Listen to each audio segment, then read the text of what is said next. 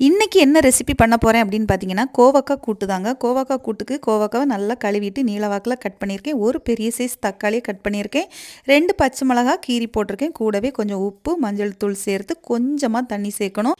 இந்த காயிலே கொஞ்சம் தண்ணி வருங்க. அதனால் நமக்கு தண்ணி வந்து கம்மியாக சேர்த்துட்டு வேக விட்டுறலாம். இது நல்லா ஒரு பக்கம் வெந்துட்டு இருக்கும்போது தேங்காய், சீரகம், கொஞ்சம் 4-5 சின்ன வெங்காயம், 2 பல் பூண்டு, கூடவே பார்த்தீங்கன்னா கொஞ்சம் மஞ்சள் தூள். ஆல்ரெடி மஞ்சள் தூள் போட்டிருக்கோம்.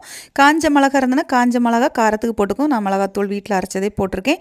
இதை கொஞ்சம் குறப்பாக அரைச்சிட்டு காய்கறி நல்லா அரை வேக்காடான உடனே இந்த மசாலாவை இது கூட சேர்த்து தேவையான கொஞ்சம் மசாலா தண்ணியும் ஊற்றி அப்படியே என்ன செஞ்சுடணும், கிளறி விட்டுறணும். அப்போ இந்த மசாலா கூடவே என்ன செய்யும், கோவக்காய் நல்லா வெந்து ஒன்றோடி ஒன்றா கூடி அழகாக இந்த மாதிரி சுண்டி வரும்போது அப்படியே இந்த பக்கம் நம்ம தாளிதம் பண்ணிடலாம். தாளிதத்துக்கு கொஞ்சம் தேங்காய் எண்ணெய், கண்டிப்பாக தேங்காய் எண்ணெய் சேர்த்துக்கோங்க. கடுகு, உளுந்தம்பருப்பு, காஞ்ச மிளகா, கறிவேப்பிலை சேர்த்து மேலால் தூவி விட்டுட்டு அப்படியே இறக்கி வச்சு சாப்பிட்டோன்னா வேறு லெவலில் இருக்கும். ட்ரை பண்ணி பார்த்துட்டு மறக்காமல்